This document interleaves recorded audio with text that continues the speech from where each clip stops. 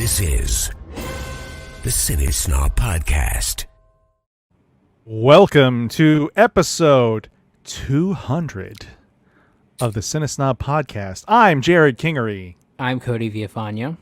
And I'm Jocelyn and Jerrod. And for our 200th episode, we are locked into a god-awful fucking winter storm in Texas. Yeah. I'm not mad at it like you are. Oh, I'm pissed. Well, see, I got stuff I'm trying to do, like this construction project. Cody, you should have done that before the show. You really I couldn't. There's like this weird halo thing that's happening in the corner right here. It's your ring light. Yeah, but I can't angle it to where it goes away. It's bugging the shit out of me. Well, yeah, I'm trying to work on shit and have contractors over, but it doesn't, like, this is not the weather for it. Like, you can't do anything. There's fucking 6 inches of fucking snow out front, and it's not going anywhere. So yeah, I'm a little pissed off. Just because, and plus I'm having to work, being in the news media. Yeah. Jocelyn, did you ever have to snow day? Did you ever have to go to a hotel to stay? That's funny. No, I didn't. I have a friend who's a meteorologist in Austin, and she just posted last night that she was in a hotel downtown at the Fox station. Oh, okay. Yeah. Well, one of our meteorologists is having a baby right now, or did. Oh my gosh. She went into labor like the day it all started. But yeah, we've got people like all over the city staying in hotels, and then now there's no more hotels because because so many people's power is out. Did they get canceled? What? I was joking. You said there's no more hotels, so I asked if they got canceled.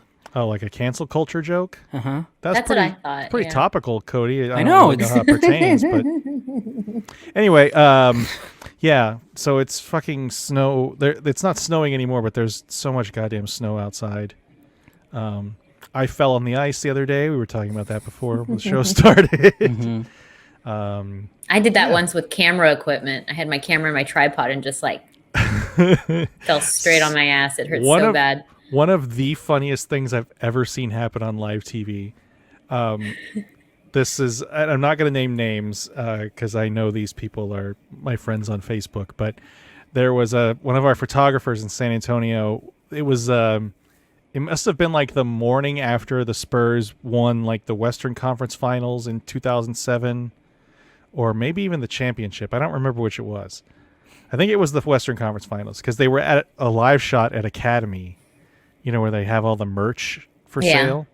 And the photog, this guy, we were live in the morning show, and he was walking and following the reporter, and he fell like backwards, and then boop, his legs came up like in front of the lens. Like a cartoon. Yeah. Oh, it was so funny. And one of our reporters fell on the air this morning, or right before we went on the air. Oh, and another one fell last night. Oh yeah, but then she's like, you know, her name is Jessica. She goes, but I'm young and it's okay. I bounce back. Like, shut up. I'm an old man and I fell and it hurts. And I still hurt and I bruised myself. I bruised my arm throwing away cat poop. Anyway, so how was everyone's Valentine's Day? I'm wearing red. I went to a Zoom wedding and it was awesome. I saw that. It was so great. I had so much fun. I'm not. So like the whole thing was on Zoom, like from the wedding to the reception. Yeah, they did. Well, I mean, there was no reception, but they had like a toast at the end, and then they thanked everyone personally for being there. So they were supposed to get married today. Obviously, you know, then coronavirus happened. So then now they've postponed it to 2022 just to be sure. You know. Wow. Like August 2022. So not even like, you know, the beginning of the year. Like they just wanted to be sure it was completely, they didn't have to worry about it. So they decided to do like a small thing still yesterday. And then I think it kind of grew and grew. And there was like, you know, close to 100 people. So on one Zoom call? Yeah, like 67 people. It was great though. And it worked. And there was there was like some people who like had forgot to mute their mics and like little things like that. But it was so That sounds cute. like a nightmare. I loved it. I loved the whole thing. Like during the vows, someone's like, Hey, guys, Can you turn off the light? You forgot to take out the trash. No. God, she looks fat in that dress. Like, oh shit. Was there an open bar? Yeah, everyone had, their own wine and little toasts and stuff. Yeah, I get it. That's funny. Yeah, it was good. It was cute. Other than that, it was pretty uneventful. So we got a cinematic Valentine yesterday. Oh. In the form of a final Zack Snyder's Justice League trailer. That's right, yes. Cody hipped me to this. Have you... So, Jocelyn, you don't know anything about this shit. I know. Yeah. But I mean, I know some things about it, kind of, But Cody... Hold on. I have a question for Jocelyn. Uh-oh. Okay. Is this Marvel or DC? Ooh. This is DC because I know it's okay. Oh yeah, thank you. Mm-hmm. I was every time mad at you for being impressed, but every time we bring up Justice League, you go, I haven't seen the Marvel movies. Yeah, you turn into such a girl at that point, like the 90s version of a girl, where it's like, right. I don't know what that nerd shit is. I know, and that's what it disappoints me because I've always been like, I started watching Star Wars when I was younger because I knew that as a movie person, I had to watch it and have an opinion, and I love Star Wars, and I'm sure I would love all of those movies, but they started like right when I stopped having this like movie life, kind of like when I turned my back on it. So I have this like weird, like, just a black spot on my knowledge, but I think it's kind of funny now. Now I kind of like it. Yeah, but we're 11 months into a pandemic, Jocelyn, and you had a child. You've had more than enough time. You guys have that covered, though. You guys have. I mean, there are plenty of other movies for me to watch. Believe me, but how many times can you watch the fucking Seven Samurai or whatever other Kurosawa one you want to? That is true. Yeah. Or like, I'm watching fucking Rope again or something.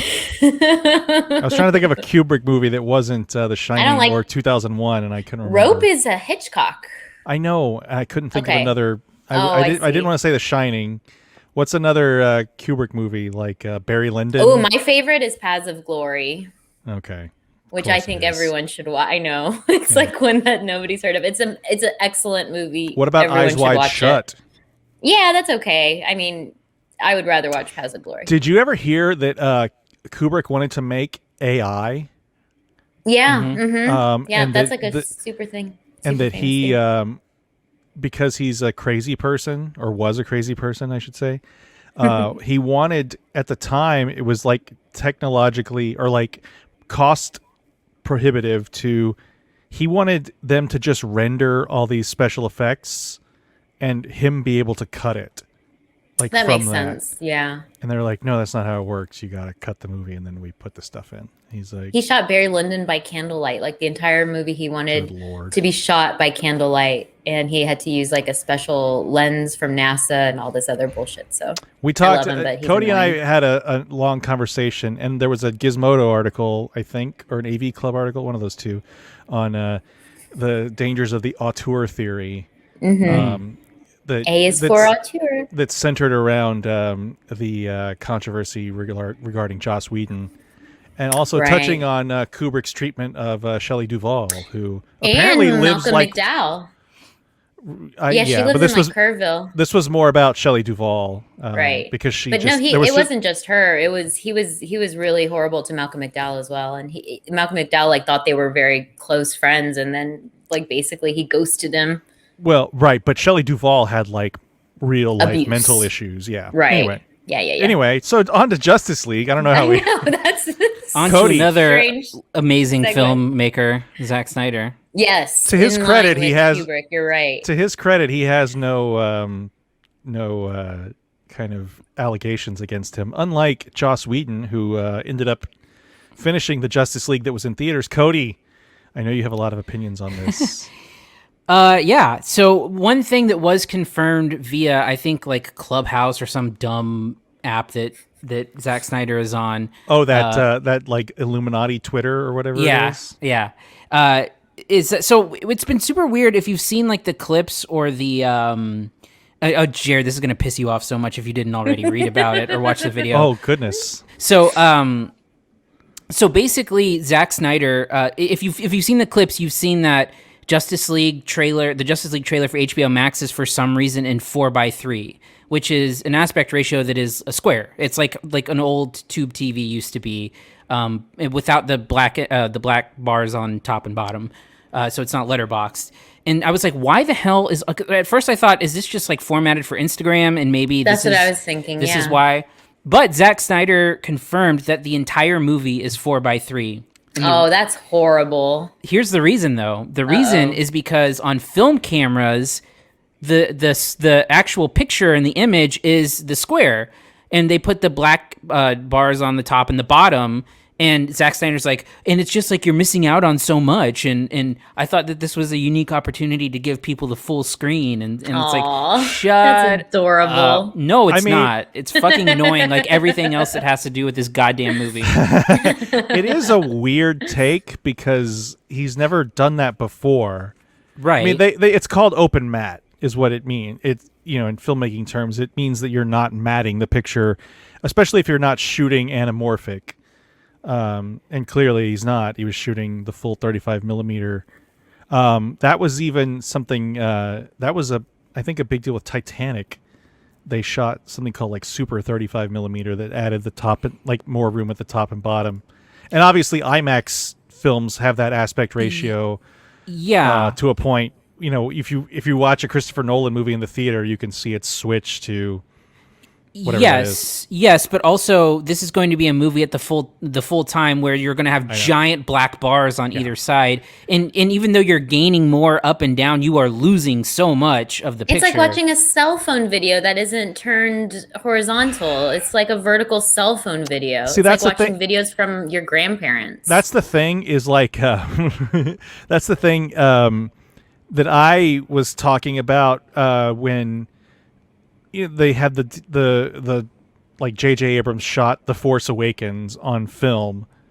No one's ever going to watch it projected through film ever. It's all going to be watched on a digital projection or on a TV. Right. This is going straight to streaming. It's never going to be watched in a format that can properly display that aspect ratio. So it's just fucking pointless. It's weird. It's a weird take because it's never... I don't think he's ever done anything in that aspect ratio before. No, nobody does. Unless it's an old black and white movie or a movie that's happening now that's trying to recreate the black and white Like The stuff. Lighthouse did that. Yeah, like The Lighthouse or the... they did? I don't even remember that. The Artist? Didn't The Artist do that? Or am I thinking of something else? Cold War did, and Ida, the two Polish movies that the guy got nominated for cinematography. I think those are both in 4:3. The Lighthouse, like you said, is 4:3. There's maybe been one or two more in recent memory. I think it's not quite 4:3, if I'm correct. Like, it's not technically 4:3. I mean, it's basically the same thing. But then, of course, you see TV shows do that. Like, if you've been watching WandaVision, they do that. They change the aspect ratio. If it's meant to tell a story, I don't mind. But to just do it because that's how you wanted to do it on a format that's never going to properly display that, I don't get it.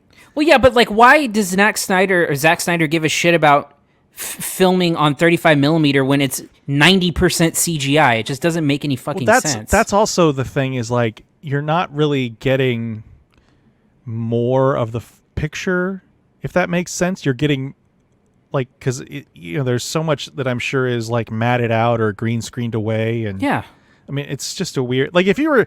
Like, it's a nature documentary and we flew over the Grand Canyon with an IMAX camera. Like, we want to show you the whole picture. Like, sure.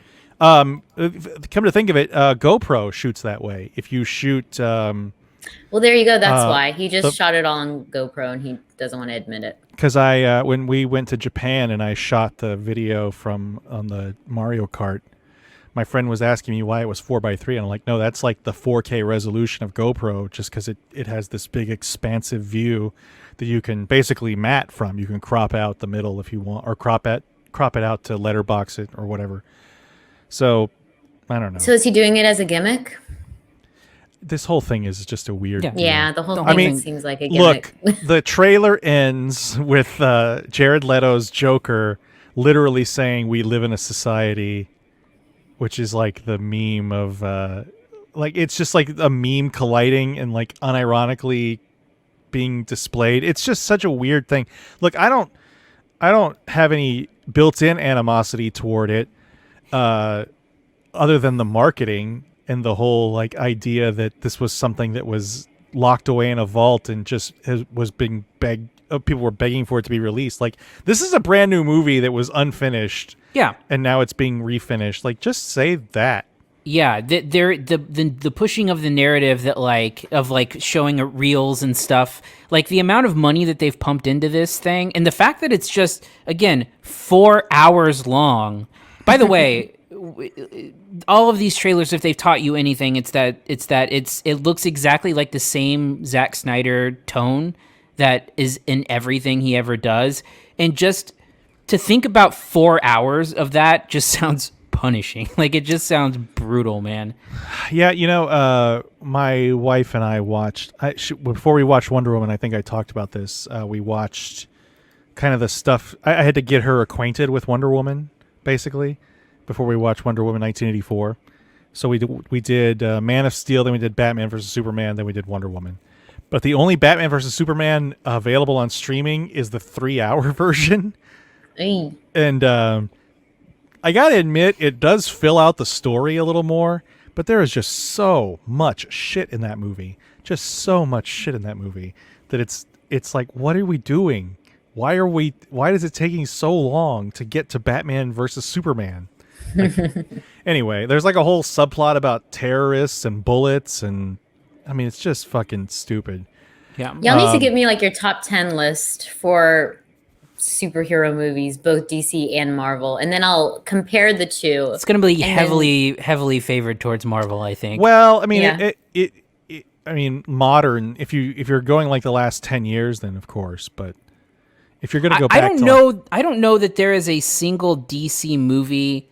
That you would recommend? No, not that I'd recommend, but that I would put over the 10 best Marvel movies. I don't think that there's. I mean, not even The Dark Knight.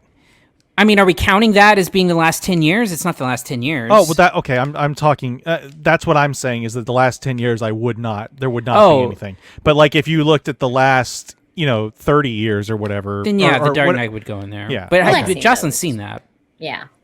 I mean, if it's by Christopher Nolan. I'm gonna watch it. But if we're just talking about like the DC extended universe and then the Marvel Cinematic Universe and talking about that, yeah, for sure. I mean, it's all Marvel. I mean, I think that the best movies of the DC bunch are probably Harley Quinn is probably the best for me in my opinion. But yeah, I still like the original Wonder Woman, and I had a good time with Shazam.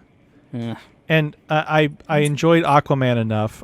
But yeah, none of those are going to be, over like Captain America: Civil War and like Guardians of the Galaxy, Winter Soldier, and I'm sorry, that's what I meant. Winter Soldier, not Civil War. The first Captain America. I mean, there's all good. I mean, plus there's like 20.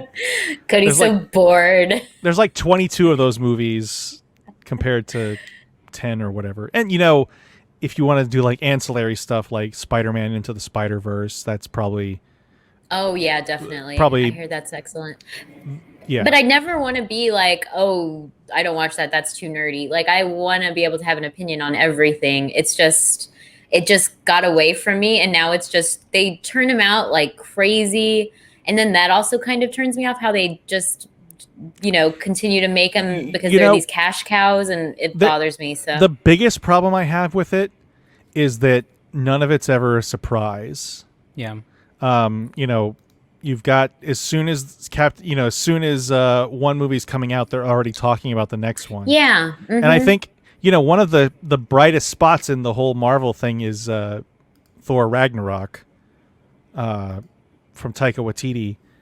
And it blows its best surprise in the trailer. Like if it had not blown the surprise, and I'm not going to tell you, Jocelyn, because you might still be surprised by it. But the trailer, everyone watches the trailer, and it's like this would have been an awesome moment to have in the theater, But right, they just for whatever reason, don't want to risk it anymore. Like, there's nothing that's. I'm honestly stunned that the big in-game moment did not get spoiled, because like that's probably like the biggest like iconic moment of that entire series, and I'm stunned. They did show it in trailers like a month after the movie had been out and stuff. You're talking about the worthiness part. Yeah. Okay. Yeah. I'm not gonna. And WandaVision has a surprise too, right? Has a kind of twist. Yeah, but see, that's the thing though, is they can they've been really good at keeping that stuff secret. Mm-hmm. And I guess that's probably the idea of it being a weekly series. And you know, I think that's been kind of genius on Disney's part, is to parcel this stuff out in weekly series, because it keeps people talking about them. And like all the Star Wars stuff, I mean the Mandalorian stuff, like no one saw that coming. And then, like, that's why there was no Baby Yoda merchandise already out. I know, yeah. That was if this was a movie, you'd be buying Baby Yoda shit, like, 6 months before the movie comes out. But anyway, Justice League is coming out in March, right? Yeah, in, like, about a month or less. Yeah. Yeah. We'll talk about it on HBO Max. Trailers on YouTube. Yeah. I guess you could watch it on HBO Max, but it is going to be on That's HBO where Max. I can't wait to watch it in stunning 4K in 4:3. That's what's weird now too. Are these streaming platforms are doing releasing trailers like on the platform? So when I went to HBO Max, it was like Justice League, and I was like, "Oh, that's out already." And then it was like trailer, and I was like, "Really?" Oh, HBO's done that forever, though. That's ridiculous. If you consider HBO Max just like an extension of HBO Lite, yeah. No, like HBO Zero. Max. HBO, not zero. HBO the opposite diet. of zero. No. I know. Max. HBO normal, like regular. What? What are you talking I mean, about? to be fair, Pepsi Max HBO is the Max 0 is calorie like an version. extension of HBO, the regular. You know who? version. Like if you try to watch, like I'm gonna go watch John Oliver's show later tonight, and it's gonna have a trailer for God knows what. Probably. Ooh, is that a new show on HBO? Yeah, God knows what, starring Ricky Gervais. Who would be in it? Oh, you're absolutely right. Ricky Gervais would be in that. But show. it would have a question mark at the end. God knows what. God knows what? Man, I was thinking. would watch that. Speaking of, I was thinking about the Ricky Gervais show. Do you remember that? It was on HBO. The animated podcast? Yeah, but the original podcast, I think that was the very first podcast I ever listened to. Yeah, it was one of the very first ever period that was on iTunes, I think. Yeah, I loved that thing. God, it was so funny. I love him. Anything he does, I am there. Not anything he does, but some of the stuff he does is just killer. His stand-up is not my favorite. I love his stand-up. Yeah, well, anyway. Anything else before we move on here?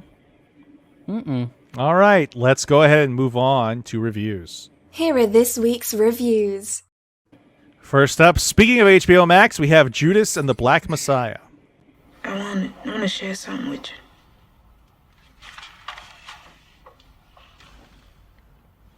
Like the masses, I was in awe when I first laid eyes on all the things you are.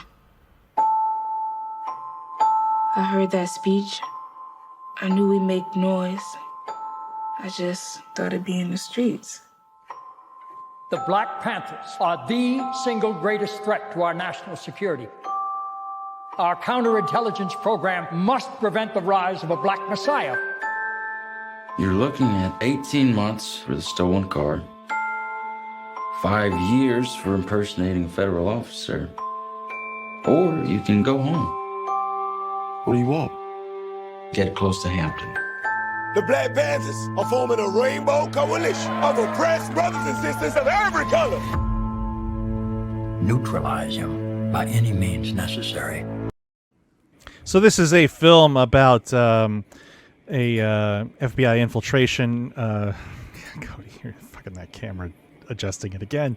I don't understand this glow. I can't. No matter what I do, I can't get rid of it. This is real life Black Panther leader Fred Hampton.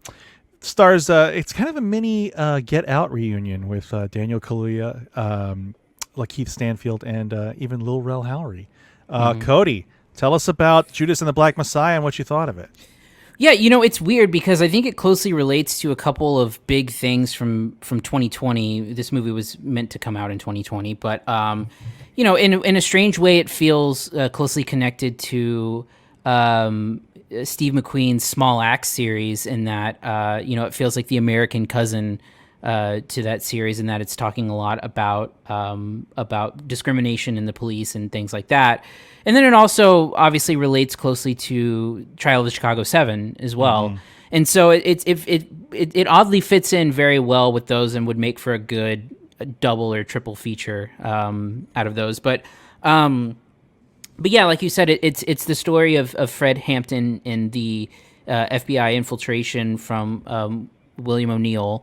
I didn't know too much about this story specifically, so I kind of went into it a bit cold. I think, all of the performances across the board are great, and I think above all else, this is a really great acting showcase. In particular, it's one of those movies, and it's one of those, like, after a few performances in a row, I think, like, Daniel Kaluuya is going to win multiple Oscars in his career because he's, like, that good. He was nominated for Get Out, right? Mm-hmm. Mm-hmm. Yeah. And a lot of people wanted him nominated for Widows as well. I never did see that. It's not my favorite. That's it's another Steve McQueen movie. Yeah. But he's incredible in the film. And oddly, the category stuff is, I always find like category Oscar stuff interesting because Kaluuya is being pushed for supporting actor. And I don't know, this feels like a co-lead situation with him and absolutely, yeah, Stanfield. But that's disappointing to hear it would be supporting because. Well, he has a better chance of winning supporting. I mean, it is more. It's supposed to be William O'Neill's story. It is, but I would if we're talking screen time here, I would want to see the numbers on this to see who's got more screen time. Really? Yeah. But I have it right here on my chart. Oh, that I yes, made. Go ahead. You had a stopwatch. You were watching closely. I have a PowerPoint. You got one of those Trump ready. papers you just hold up. Like, yeah. See. But no. So it tells an interesting story. I think it looks really good. I think it's well directed and well put together. I don't know that it's anything like ever earth shattering, but I think that it's really solid. And also just going up and down the cast. The only thing that's weird is Martin Sheen in weird makeup playing J. Edgar Hoover. Yeah. A little strange. But then you get like Jesse Plemons, who is great in everything ever, who is also great in this movie. I just found it to be a really kind of energetic movie that has a lot of electricity to it that's brought to it by really magnetic performance. It reminded me a lot of Selma in that way, where, you get these movies that are about, social issues or civil rights or things like that, where it features this really magnetic lead performance and a supporting performance in this case, but, lead character or supporting character where you just can't take your eyes off of it. And I think that's what it is with Daniel Kaluuya in this one. Yeah. Jocelyn, what about you? Yeah, I totally agree. I loved it. I just felt like, I think oftentimes a movie will come around and you can kind of feel like you're in good hands with the director. And that's kind of how I felt here. I was like, okay, he knows what he is doing and I can just kind of relax and enjoy this movie that they have created. And there's some moments that are really incredible. And I got kind of almost like a Goodfellas vibe with not just the direction, but also the way that the story's going, because you know that this is not going to end well. Like you just are just waiting for how this is going to, end basically, because it's just kind of all coming to a head. And then, like Cody said, just with some excellent acting.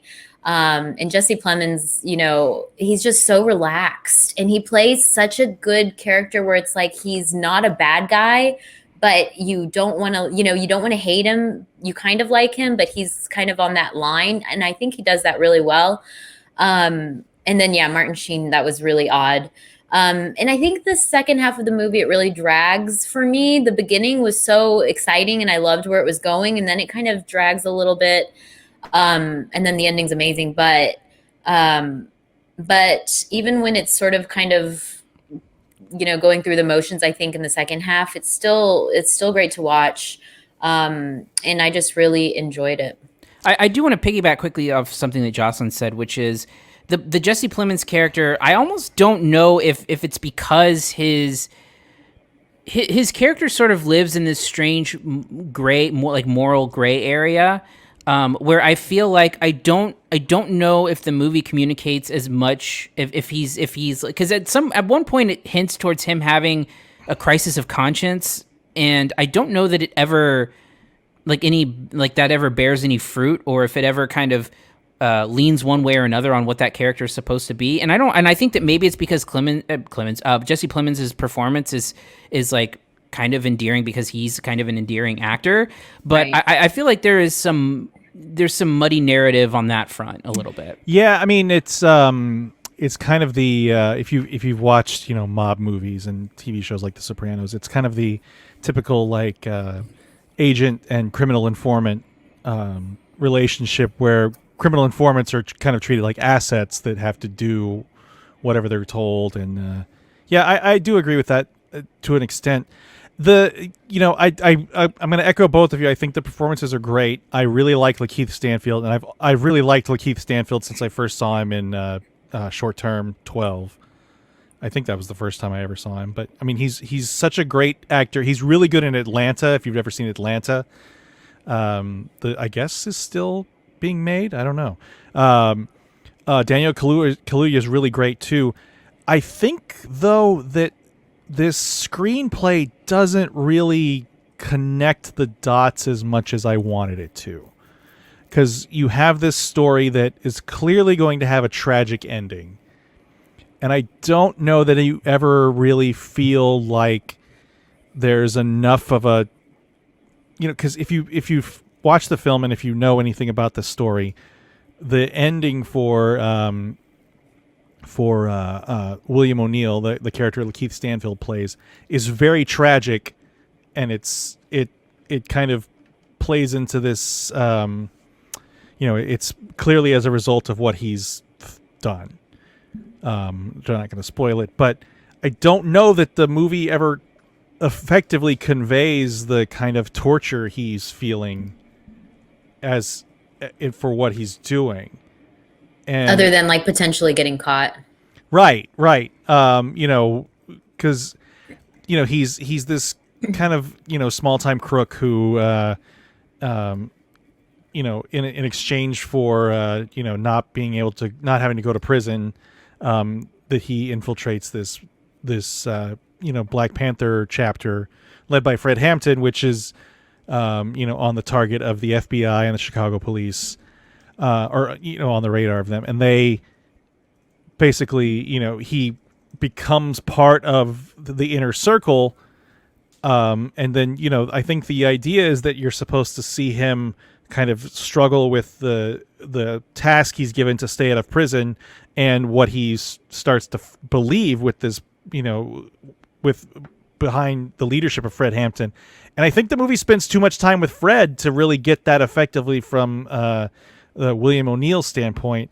And I don't want to criticize the movie too much for that, because Daniel Kaluuya is really great, but I don't think it connects the dots as well as it should have. I feel like it needed like another half hour, or maybe just less of the relationship, his personal life, which I thought was a little like much. Yeah, I mean, it's really to set up like the final scene of his, but yeah, I can agree with that. It either needed to be like this long epic thing, or trimmed down some, because I think it's missing something that makes it really great. And I think the performances are top notch. Plemons is always great too. It's just there's something missing in the torment of what this is doing to the William O'Neill character for me. Like it tells you what it is, but it doesn't show you, if that makes sense. Anyway, grades, Cody. Bless you, Jocelyn. That's what I think. Achoo. I think that there is something to be said for that, because it never feels transcendent. I think it always feels really good, but it is missing some some transcendence, especially I think, I don't really know that they could have just merely tacked some stuff on the end and made something out of it, or if it needed the context in the middle chunk of it. But I was never bored and I was never disengaged with it. I don't think that it dragged towards the end. I was actually pretty engaged throughout most of it. So I'm going to give it a B+. All right, Jocelyn. Oof. I even with that I still think it's worthy of an A-. I thought it was just an excellent movie. I think it's one of the best I've seen in a little while. Yeah, I gave it a solid B. I think it's really good, and the performances are great. It is, like you said, Cody. It's missing that thing that would make it transcendent. But this is available now on HBO Max and in theaters if that's your thing. But it's on HBO Max, so just watch it at home. Okay, let's move on to our next movie. Barb and Star go to Vista Del Mar. Ooh, George, what's this drink with the skull and crossbones over it? Can we get one of those?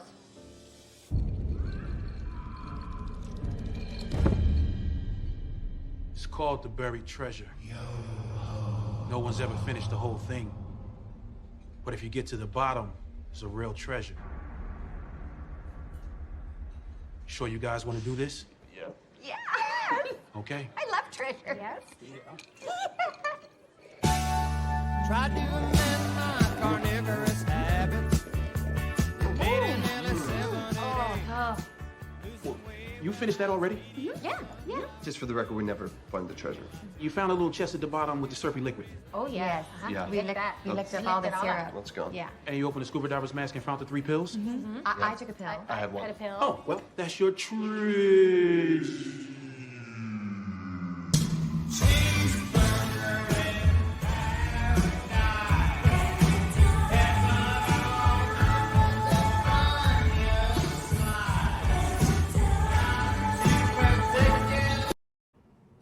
So this is a comedy starring Kristen Wiig, Annie Momolo. That's how you say that, right? Annie Momolo, who I believe co-wrote Bridesmaids. Mm-hmm. And Oscar-nominated screenwriter. Yes. Also, Jamie Dornan in this film, or in that clip, as you see. Jocelyn, tell us about Barb and Star Go to Vista Del Mar and what you thought of it. How do I describe this movie? I think really what can tell you a lot about it is it begins with the definition of culottes. So it tells you, that kind of like sets you up for what Did this you movie ever is wear going to be about. culottes? Hell yeah, I had culottes. I was a product of the 90s. I had culottes and I had long t-shirts with the little scrunchies on them. The little the little plastic thing. The little plastic ring. Those, that you would. Yep. Cody probably has no idea what we're talking about, but that's what Cody. he's wearing. Oh, are you wearing culottes? That would be awesome. What's the difference between culottes and a skirt? It's a skirt are shorts with a flap in the front that makes it look like a skirt. Okay. Culottes are just oversized shorts so that they kind of appear to be skirt-like. Okay. I guess. I mean, I don't remember the exact definition that they had in the movie at the beginning, as I mentioned, but that's just my take on culottes. So. All right. And that's it. And now it's Cody's All right, so let me go ahead and talk about it. What do you think of the movie? Culottes. So, yes, as you mentioned, this is sort of a Bridesmaids reunion. You have a lot of the characters from Bridesmaids, and you have the co-writer, right, with Kristen Wiig. Yes. Annie Momolo, who is now in the lead role. And this is definitely not similar to Bridesmaids. I would say this is more like a Zoolander type comedy where it's just completely irreverent and just really out there. Like it's pretty crazy. And that's not to say it's not fun. Like I had a good time watching it. But you really have to kind of embrace the silliness of it all. And, I think apart from a couple of the what were they, like music numbers that I really just could not get behind, I know, that pushed it over the edge. I mean, there was a lot of things that did, but I think it did. I think that that's what it's doing. It's just kind of, really going for this the ridiculousness of it all. And for me, it worked. I didn't mind how silly it was. It's not so much silly, it's absurdist. Absurdist, yes. And let me just explain a little. So Barb and Star, and it's not Barbara, it's just Barb and Starbra, which I think I learned from the trailer, which is also just hilarious. Yeah, it's Starbra and Barb.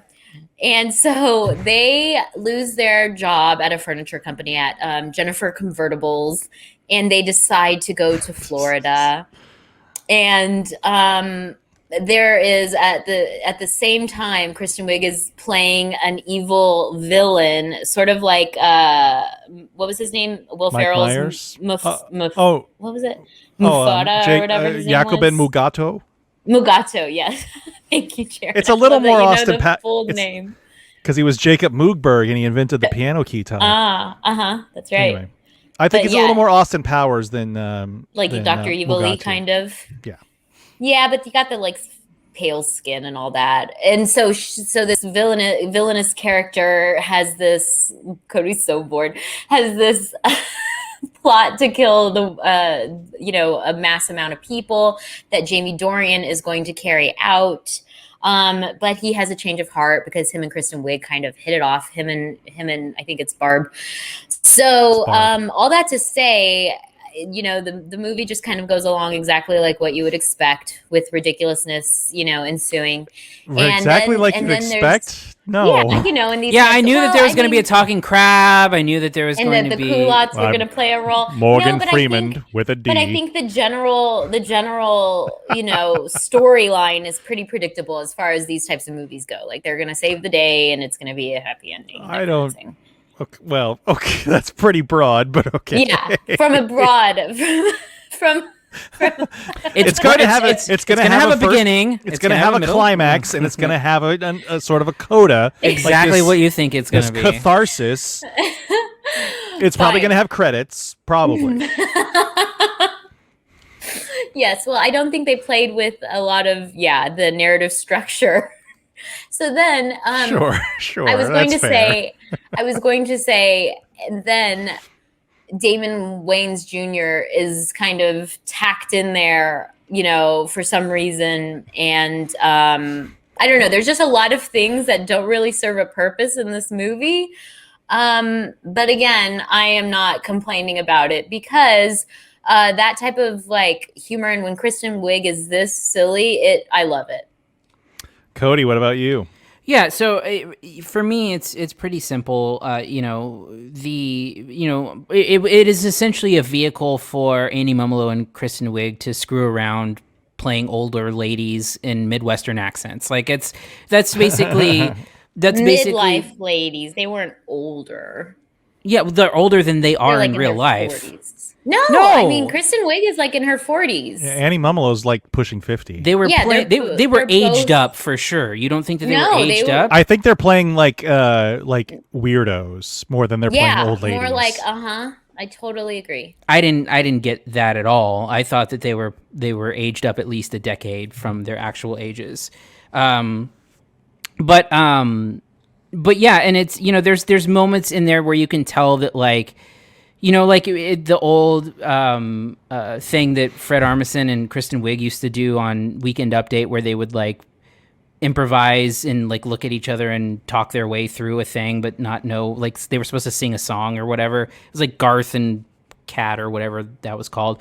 There's some of that stuff there too, where they're clearly improvising off of each other.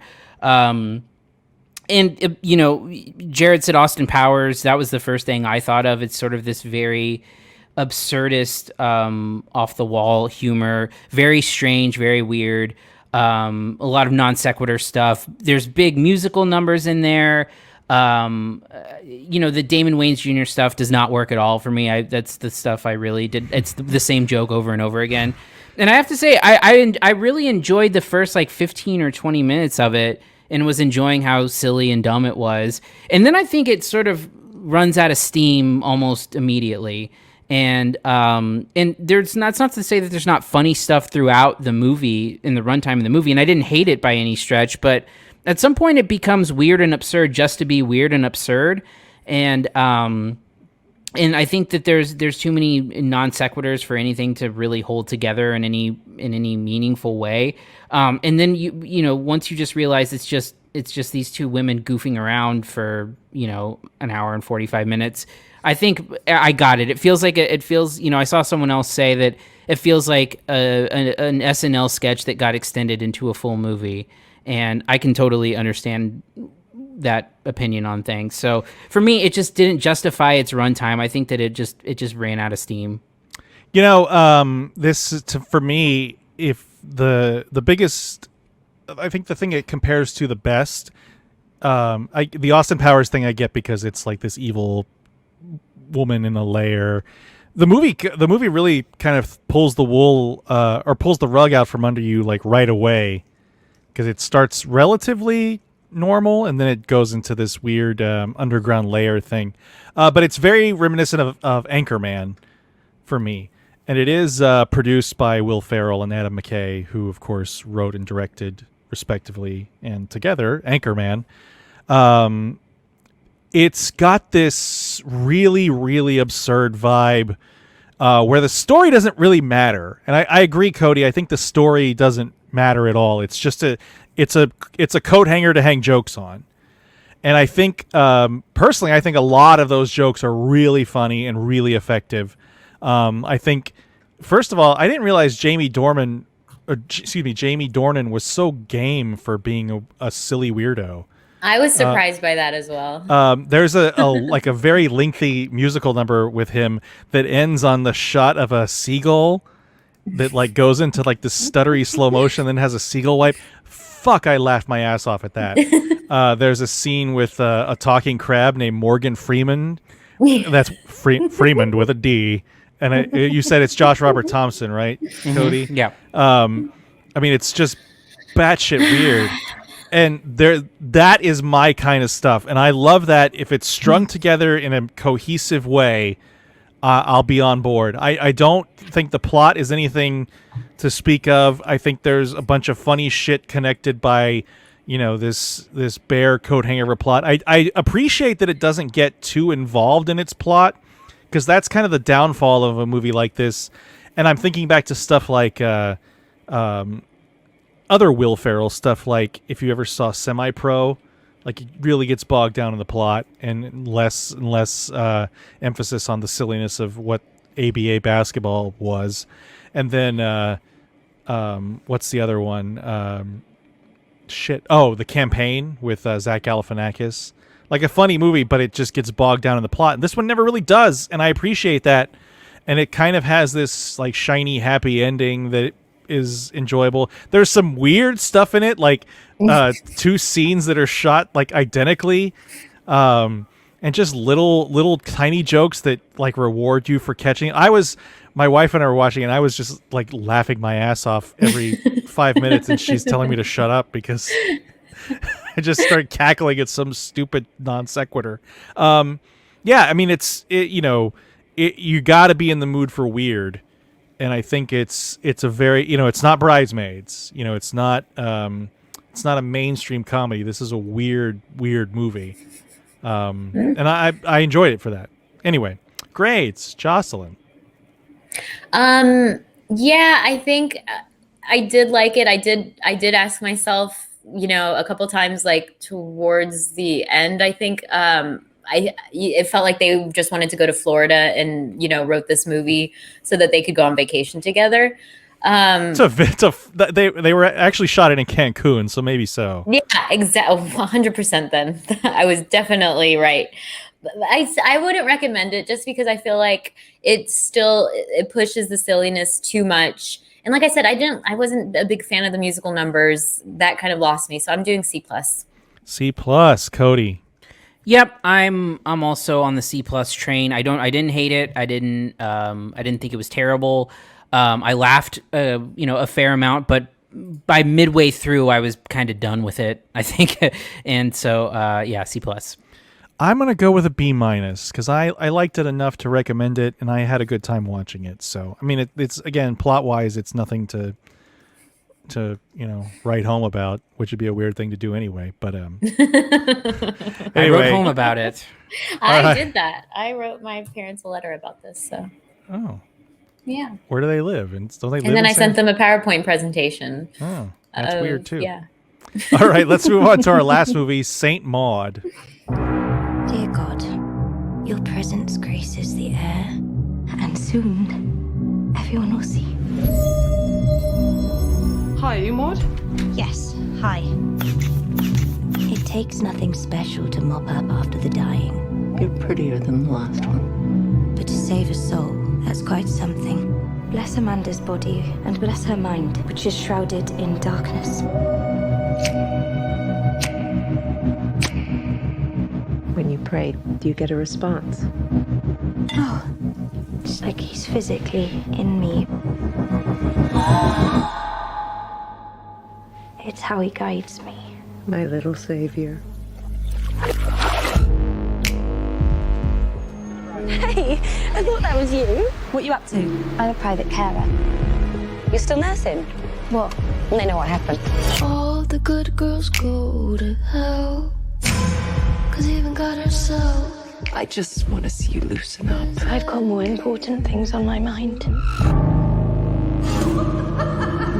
There's my little savior. Maud, he isn't real. Nothing worthwhile comes easily. So this is a very religious and sexy horror movie from A24. My favorite combo. Cody, tell us about Saint Maud and what you thought of it. Yeah, I won't spend too much time here, but essentially it's a movie about a girl who is a hospice nurse, and she's like a devoutly religious person, and clearly she has some sort of darker past, and she develops a relationship with the person that she's giving care to, and then starts to kind of lose it a little bit, and you see moments of that. There's some sexiness, as you said.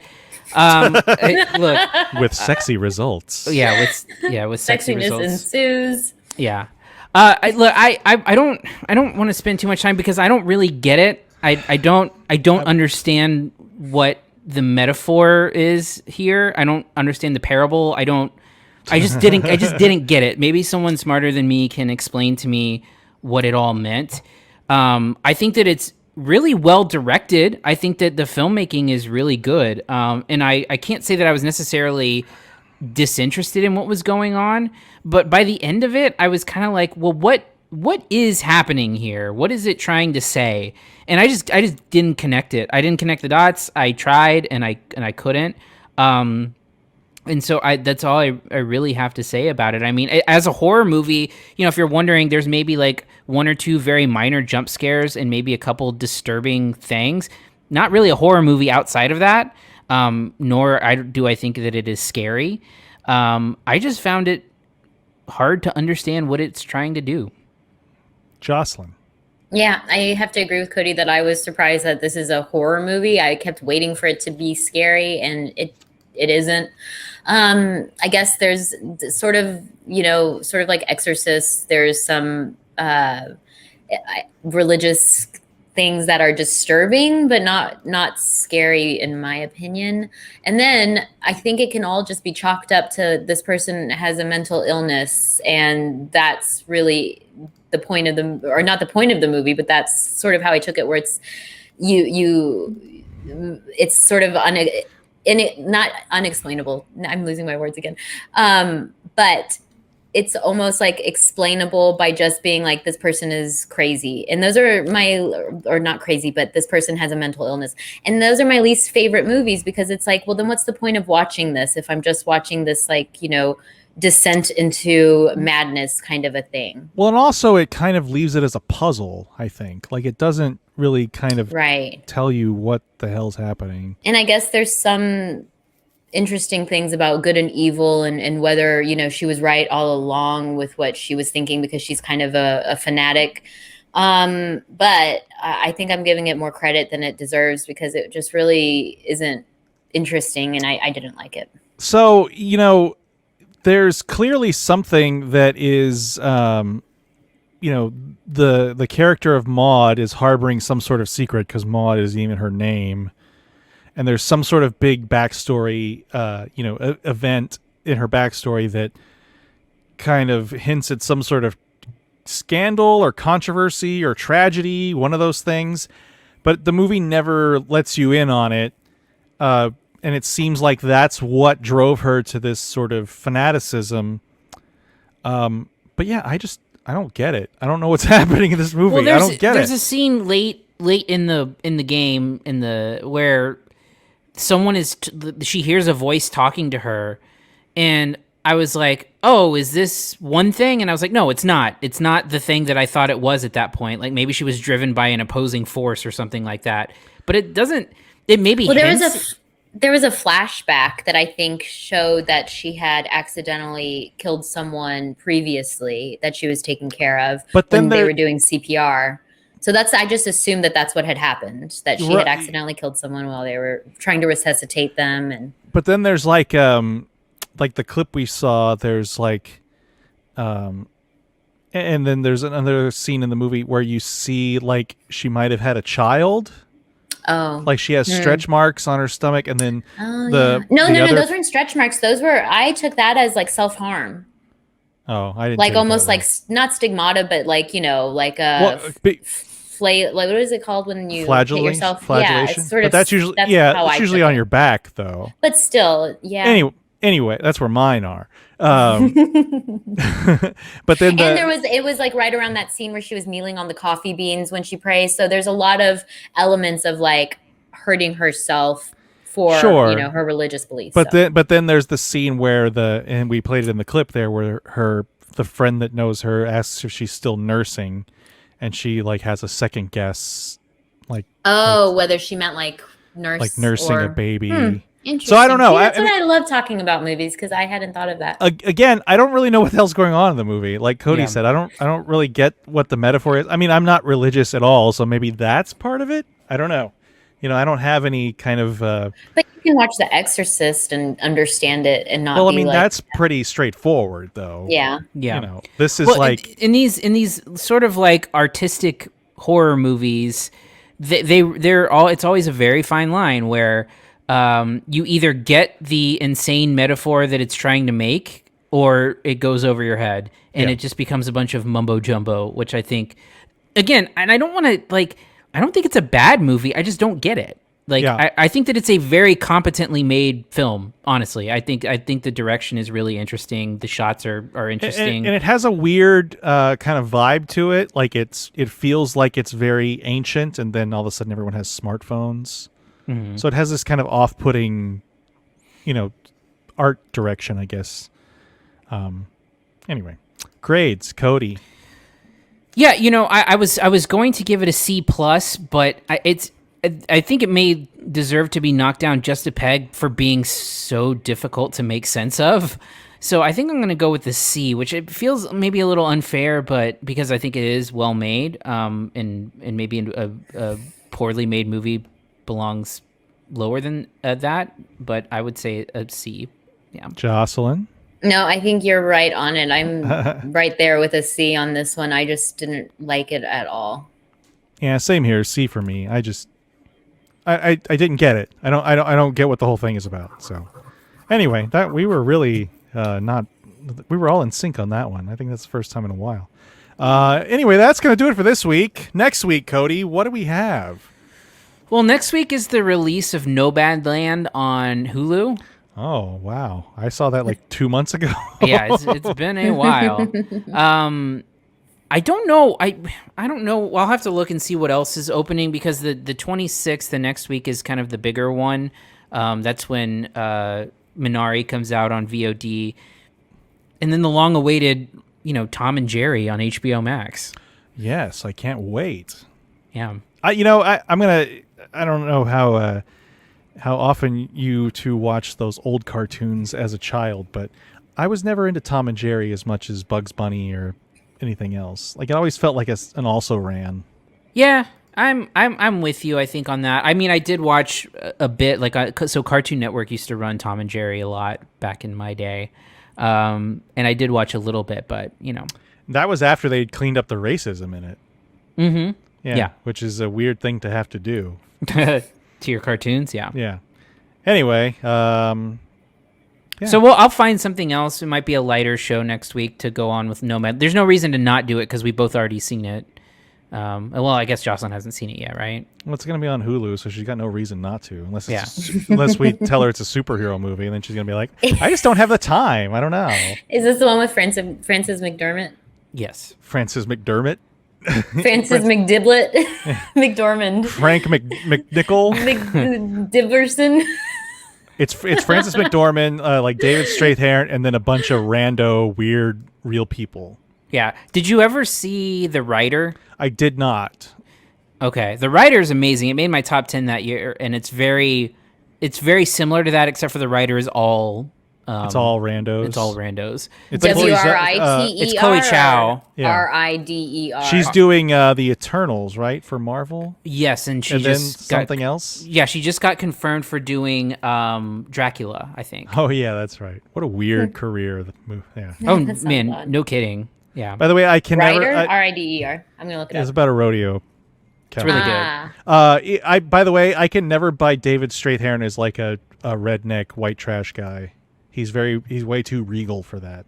Yeah, he did seem a little bit out of place in that, but I don't want to give too much away. We'll talk about it next week. If you want to reach us, you can email us at podcast@cinesnob.net. Find us on Twitter at CineSnob, Facebook CineSnob Critic, CineSnob.net.